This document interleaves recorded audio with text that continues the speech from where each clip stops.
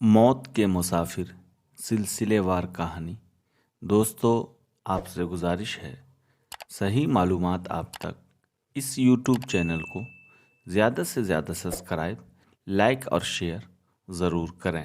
ان کے دیکھتے ہی دیکھتے لشکر زیتون کے درخت کے ایک جھنڈ کے پاس امیر کے اشارے پر رک گیا۔ پھر لشکر کی طرف سے ایک جاسوس کبوتر نے پرواز کی اور پیغام رسانی کے برج پر آ کر بیٹھ گیا۔ وہاں پہرا دینے والا سپاہی فوراً وہ پیغام حشام کے پاس لے گیا جس میں امیر کی طرف سے حشام کو تنبیہ کی گئی تھی کہ جب تک اسے ابو نواس کی طرف سے سرخ جھنڈی کا اشارہ نہ ملے وہ قلعے سے باہر نہ نکلے۔ اشارہ ملنے پر وہ صرف 1000 سپاہیوں کے ساتھ قلعے سے باہر نکلے گا اور باقی سپاہی قلعے کے اندر ہی رہ کر قلعے کی حفاظت کریں گے۔ حشام نے سیاہ جھنڈی لہرا کر پیغام مل جانے کا اشارہ کیا اور پھر سب وہیں کھڑے ہو کر اپنے لشکر کی طرف دیکھنے لگے۔ ان کے دیکھتے ہی دیکھتے امیر کے ساتھ السائقہ، الذئب اور الاسد کے دستے حرکت میں آئے اور جنوب مغرب کے رخ پر وہ پہاڑی سلسلے کے اندر روپوش ہو گئے تھے۔ لشکر کے دوسرے دستے ابو نواس اور حوازن کی کمان میں زیتون کے درختوں میں چھپ کر کھڑے ہو گئے تھے۔ امیر اپنے لشکر کے ساتھ گلیل اور ناصرہ کے ان قلعوں کی طرف بڑھ رہا تھا جو ابھی تک صلیبیوں کے قبضے میں تھے اور وہیں سے نکل کر وہ صلیبی اس کے مسکن پر حملہ آور ہوتے تھے۔ امیر جب اس گرجے کے پاس سے گزرنے لگا جس میں مریانہ نے اپنے راہب باپ کے ساتھ رہتی تھی تو اس نے لشکر کو روک دیا۔ اپنے گھوڑے کی باگیں دائیں طرف موڑتے ہوئے اس نے ایڑ لگائی اور گھوڑا ہنہناتا ہوا ایک ٹیلے پر چڑھنے لگا۔ گرجے کے پاس آ کر وہ گھوڑے سے اترا اور تلوار کے دستے پر ہاتھ رکھتا ہوا وہ گرجے میں داخل ہوا۔ اندر بوڑھا راہب ایک لکڑی کی کھاٹ پر لیٹا ہوا تھا اور مریانہ اس کے پاس اداس بیٹھی ہوئی تھی۔ امیر کو دیکھتے ہی حسین مریانہ چونک کر کھڑی ہو گئی اور امیر کی طرف دیکھتے ہوئے حیرت سے کہا، آپ؟ امیر آگے بڑھا اور ہمدردی سے پوچھا، کیا ہوا تمہارے باپ کو؟ مریانہ کی پلکیں بھیگ گئی تھی۔ یہ کئی روز سے بیمار ہیں۔ امیر کچھ کہنے والا تھا کہ راہب نے کراہتے ہوئے مریانہ سے پوچھا، مریانہ کون ہے؟ مریانہ نے اپنے بوڑھے باپ کے قریب ہوتے ہوئے کہا، موت کے مسافروں کے سالار اعلیٰ امیر بن خزام ہیں۔ بوڑھے راہب نے آہستہ آہستہ اپنا سر اوپر اٹھایا اور رحم طلب نگاہوں سے امیر کی طرف دیکھتے ہوئے پوچھا، آپ یہاں؟ امیر نے آگے بڑھ کر راہب کا بازو تھام لیا اور پھر چونکتے ہوئے کہا، آپ کو تیز بخار ہے، ٹھہریے میں اپنے طبیب کو بلاتا ہوں۔ امیر بھاگتا ہوا گرجے سے باہر آیا اور اپنے دونوں ہاتھ منہ پر جمانے کے بعد اس نے شیبان کو پکارا۔ چند ہی لمحوں میں شیبان اپنا گھوڑا دوڑاتا ہوا آیا اور امیر کے قریب رک کر نیچے اترتے ہوئے پوچھا، مجھے آپ پکارا؟ ہاں، میرے ساتھ آؤ۔ گرجے کے اندر مریانہ کا باپ اور اس گرجے کا راہب سخت بخار میں مبتلا ہے، اسے ذرا دیکھو۔ شیبان نے گھوڑے کی زین سے لٹکا ہوا اپنی دوائیوں کا تھیلا اتار لیا اور امیر کے ساتھ وہ گرجے میں داخل ہوا۔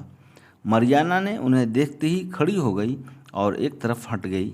شیبان نے راہب کی نبض کا جائزہ لیا، پھر امیر کی طرف دیکھتے ہوئے اس نے کہا، ایسی فکر کی کوئی بات نہیں میرے آقا، موسمی بخار ہے، میں دوائی دیتا ہوں، چند روز تک بخار اتر جائے گا۔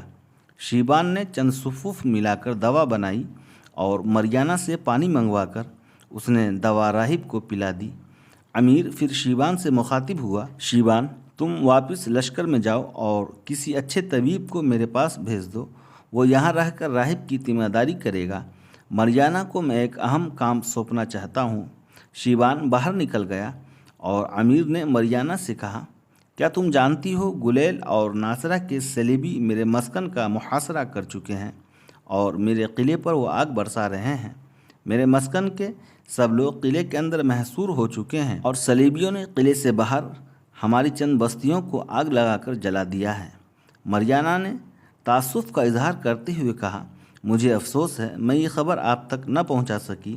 اگر میرا باپ بیمار نہ ہوتا تو میں آپ کو اس حملے کی اطلاع پہنچانے منصورہ بھی پہنچ جاتی۔ امیر آگے بڑھا اور مریانہ کے قریب ہوتا ہوا بولا، तुम अब भी मेरे लिए बहुत कुछ कर सकती हो। आप हुक्म दें, मैं उसे ज़रूर अंजाम दूंगी।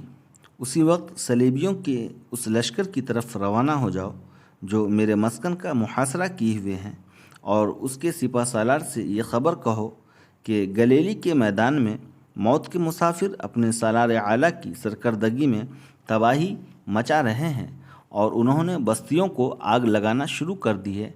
मैं अभी यहाँ से अपने लश्कर के साथ कूच करूँगा और गुलेल के मैदान में सलेबियों की बस्तियों को ताराज कर दूँगा, क्योंकि उन्होंने मेरी बस्तियों को जलाकर वीरान कर दिया है।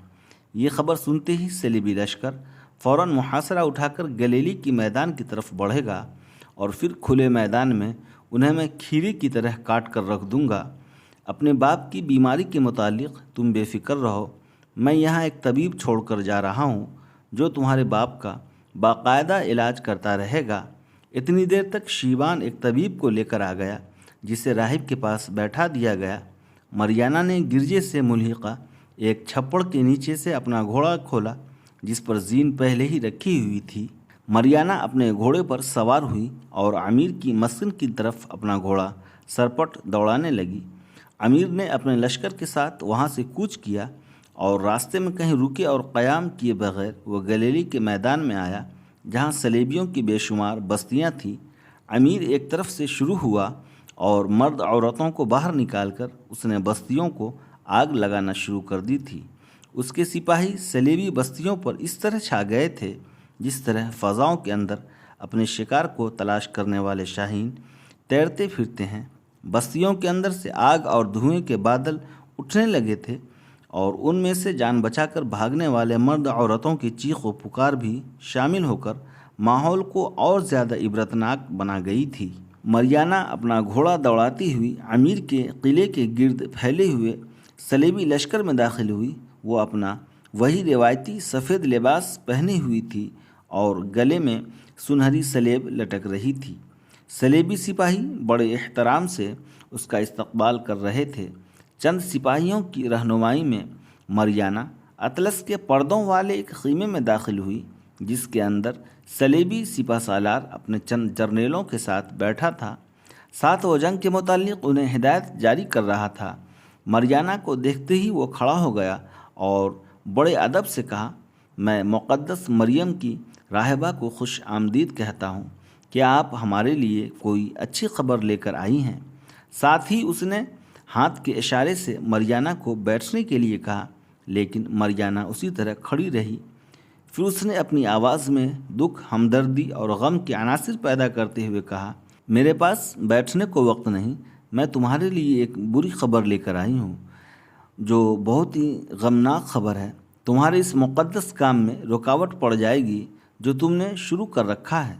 सालार ने चौंक कर पूछा, वो कौन सी ऐसी खबर है जिससे हमारी इस यलगार पर असर पड़ेगा?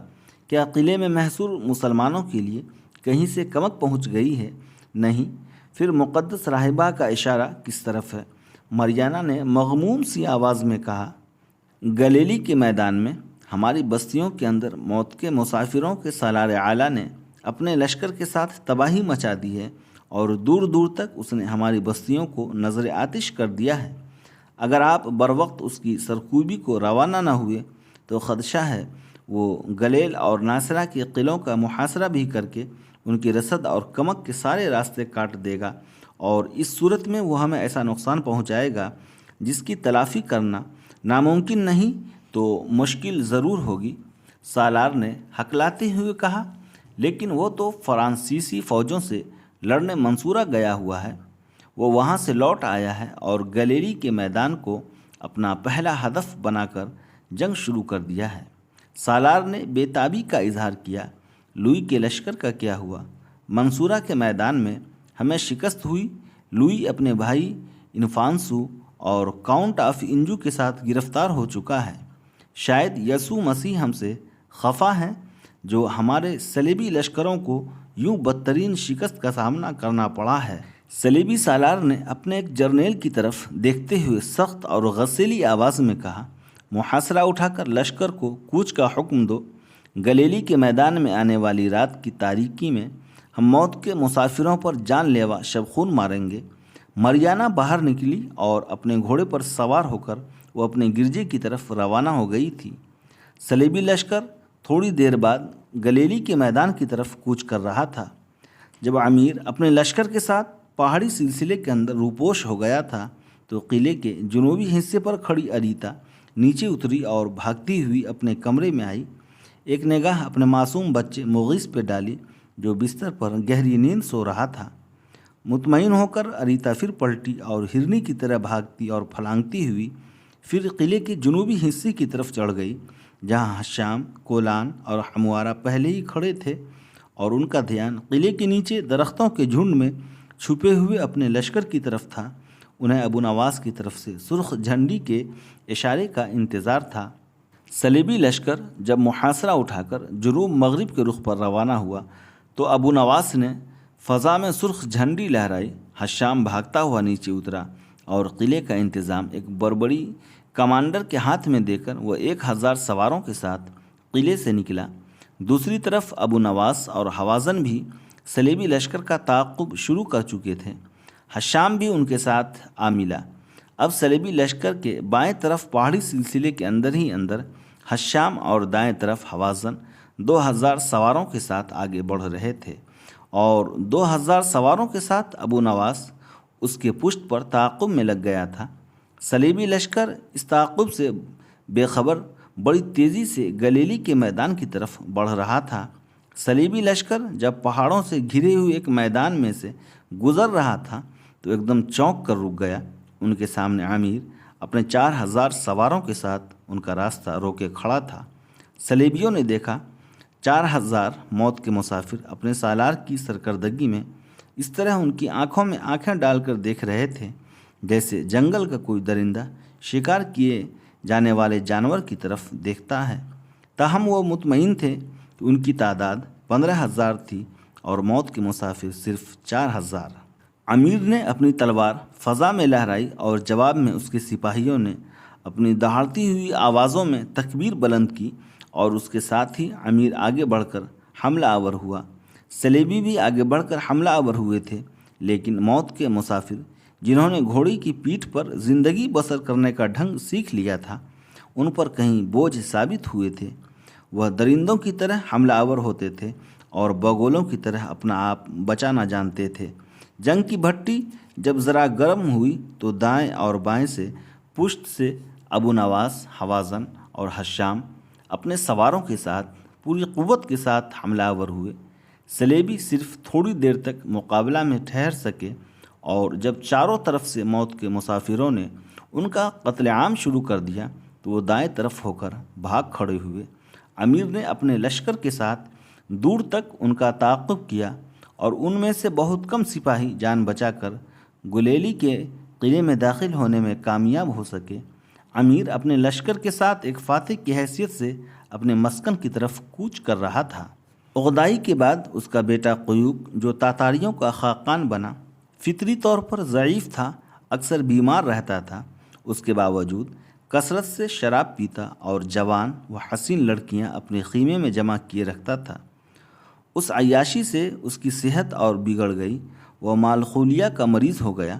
اس نے اپنے چچا زاد بھائی باتو اور برقائی کو پیغام بھیجا کہ وہ دشت میں آ کر قرولتائی میں شریک ہوں جو قاصد پیغام لے کر گیا تھا۔ اس نے آ کر بتایا کہ باتو نے کہا ہے میری ٹانگوں میں درد ہے، میں قرولتائی میں شریک نہیں ہو سکتا۔ قیوق پہلے ہی باتو کے خلاف تھا۔ قرولتائی میں شرکت سے انکار کا اسے بہانہ مل گیا اور اندر ہی اندر اس نے باتو اور برقائی سے ایک نہ ختم ہونے والی جنگ کی تیاریاں شروع کر دی۔ کوچ کے وقت اس نے اعلان کیا کہ وہ اپنی بیماری کی خاطر کچھ دن شاہینیوں کی جھیل بحر کیپسین کے کنارے گزارنا چاہتا ہے اور شاہینیوں کی جھیل کے بالائی میدانوں میں دریائے دولگا کے کنارے باتو اور برقائی تھے۔ سیورقتی کے سوا کوئی بھی قیوق کی اس سازش کو بھانپ نہ سکا۔ سیورقتی جان گئی تھی کہ قیوق باتو سے جنگ کرنے نکلا ہے، لہٰذا اس نے اپنے ایک قابل اعتبار ہرکارے کے ہاتھ باتو کو اس حملے سے آگاہ کر دیا اور دریائے دولگا کے کنارے باتو بھی جنگ کی تیاریوں میں لگ گیا تھا۔ بیرونی دشمنوں پر ضرب لگانے سے پہلے قیوق پہلے باتو کو اپنے سامنے جھکانا چاہتا تھا۔ میمنہ اور میسرہ سمیت پورے شاہی لشکر کے ساتھ اس نے کوچ کیا۔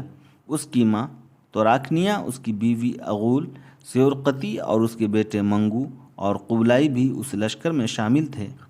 سامان سے لدے ہوئے اونٹوں، گھوڑوں، بیل گاڑیوں اور جنگی رتھوں پر مشتمل یہ لشکر دریائے کیرولانہ کی سرزمین سے نکلا اور صحرائے گوبی کے شمالی کنارے کے ساتھ سفر کرنے لگا۔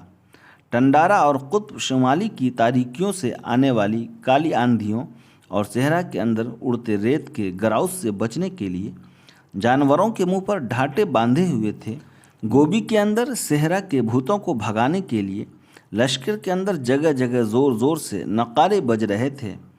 وہ اس شاہراہ پر جا رہے تھے جو دریائے کیرولانہ سے نکل کر صحرائے گوبی سے ہو کر کوہ اتائی کی پہاڑوں کے اندر بلکھاتی سی بیر کے جنگل سے ہوتی ہوئی جھیل بالکش کے جنوب، بحر آرال اور بحر قزوین کے شمال سے ہو کر دریائے یورال، دریائے دولگا، دریائے ڈان اور دریائے نیپر کے پلوں کو عبور کرتی ہوئی دریائے ڈینوب کے اس پار چلی گئی تھی۔ جب لشکر صحرائے گوبی اور کوہ اتائی کے پہاڑی سلسلے کے سنگم پر آیا تو قیوق مر گیا۔ ساری سڑکیں بند کر دی گئی، منزلوں کی طرف کوچ کرتے مسافر روک دیے گئے۔ مسافروں کو سراؤں کے اندر زبردستی روک لیا گیا تاکہ خاقان کی موت کا کسی کو علم نہ ہو۔ پھر قیوق کی ماں توراکنیہ اور بیوی اغول نے باتو کو پیغام بھیجوایا کہ قیوق مر چکا ہے۔ یہ پیغام اس لیے بھیجوایا گیا کہ وہ باتو سے قریب تھے۔ باتو نے کہا کہ میرے گھوڑے آرام کر رہے ہیں اور یہ کہ میری ٹانگ میں درد ہے اور مجھے سفر نہ کرنا چاہیے۔ اس موقع پر سیورقتی نے عقل مندی سے کام لیا۔ اس نے اپنے 2 بڑے بیٹوں منگو اور قبلائی کو باتو کی بیمار پرسی کے لیے روانہ کر دیا۔ باتو ان دونوں کے ساتھ بڑی گرم جوشی سے پیش آیا کیونکہ ان کی ماں نے انہیں قیوق کے حملے کی بروقت اطلاع کر دی تھی اور وہ اس کا ممنون تھا۔ ادھر سیورقتی نے لشکر کو یہ مشورہ دیا کہ چنگیز کے پوتوں میں چونکہ باتو سب سے بڑا ہے، اس لیے نئے خاقان کے چناؤ کے لیے اس کے پاس قرولتائی منعقد کی جائے۔ توراکنیہ نے اس سے اختلاف کیا اور کہا کہ آج تک تاتاری دشت سے باہر کبھی قرولتائی نہیں ہوئی، لہٰذا نئے خان کا چناؤ اپنے دشت میں جا کر ہوگا۔ اس پر چنگیز کے بیٹوں اغدائی اور تولائی کی بیویوں میں اختلاف ہو گیا۔ لشکر کے زیادہ حصے نے سیورقتی کا ساتھ دیا اور وہ لشکر کے اس حصے کے ساتھ دریائے دولگا کے کنارے باتو کی طرف کوچ کر گئی۔ توراکنیہ اور قیوق کی بیوی اغول لشکر کے تھوڑے سے حصے کے ساتھ دشت کی طرف لوٹ گئی اور اپنے ساتھ قیوق کی لاش بھی لیتی گئی۔ باتو کے پاس قرولتائی منعقد ہوئی۔ تاتاری جرنیلوں نے مشورہ دیا کہ باتو جو سب سے بڑا ہے خاقان چن لیا جائے، لیکن باتو نے خاقان بننے سے انکار کر دیا اور نئے خاقان کے لیے منگو کا نام پیش کیا۔ پہلے رسمی طور پر منگو نے بھی انکار کیا، لیکن اس کا چھوٹا بھائی قبلائی جو دل سے چاہتا تھا کہ اس کا بڑا بھائی خاقان بنے، چلا کر بولا، منگو اکیلا کیسے باتو خان کے مشورے کو روک سکتا ہے؟ اسے یہ خدمت قبول کرنا ہوگی۔ اور یوں منگول نے خاقان بننا قبول کر لیا۔ اس کے بعد باتو نے حکم دیا کہ ساری فوجیں منگو اور قبلائی کی سرکردگی میں واپس قراقرم جائیں اور وہاں سے سارے رشتہ داروں کو دعوت نامہ بھیج کر قرولتائی منعقد کی جائے اور منگو کی تاج پوشی کی جائے۔ سیورقتی اپنے مقصد میں کامیاب ہو چکی تھی۔ برسوں سے وہ امید لگائے بیٹھی تھی۔ وہ اپنے بیٹوں اور لشکر کے ساتھ قراقرم واپس چلی گئی اور سارے رشتہ داروں کو منگو کی تاج پوشی میں حصہ لینے کے لیے دعوت نامہ بھیج دیے۔ سیورقتی 2 سال تک انتظار کرتی رہی، لیکن اغدائی کے بیٹے قائدو اور قدعان اور چغتائی کا بیٹا بوری جو دشت سے باہر تھے تاج پوشی میں شرکت کرنے نہ آئے۔ سیورقتی نے باتو کو پیغام بھیجا کہ میں 2 سال سے انتظار کر رہی ہوں، لیکن اغدائی اور چغتائی کے بیٹے تاج پوشی میں شرکت کے لیے نہیں آ رہے۔ باتو نے پیغام بھیجا کہ منگو کی تاج پوشی کرا دو اور جو انحراف کرے اس کا سر قلم کرا دو۔ ساتھ ہی اس کے اپنے چھوٹے بھائی برقائی کو قراقرم بھیجا تاکہ وہ اس کی طرف سے تاج پوشی کے جشن میں شرکت کرے۔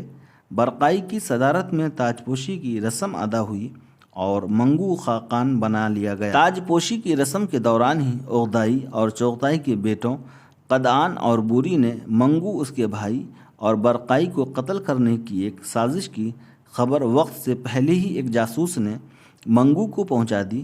منگو، برقائی، قبلائی اور ہلاکو فوراً حرکت میں آئے، قیوق کی بیوی کو پکڑ کر قتل کر دیا۔ قدعان کو قراقرم سے باہر ایک چراگاہ میں جلاوطن کر دیا گیا اور بوری کو باتو کے پاس بھیج دیا گیا۔ بوری جب باتو کے سامنے پیش ہوا تو اس نے منت سے کہا، سبودائی کے ساتھ جب آپ مغرب پر حملہ آور ہونے والے لشکر کے سالار اعظم تھے اور میں نے آپ کو بڑھیا کہا تھا، اس وقت میں شراب کے نشے میں تھا۔ باتو نے غصے میں کھولتی ہوئی آواز میں کہا،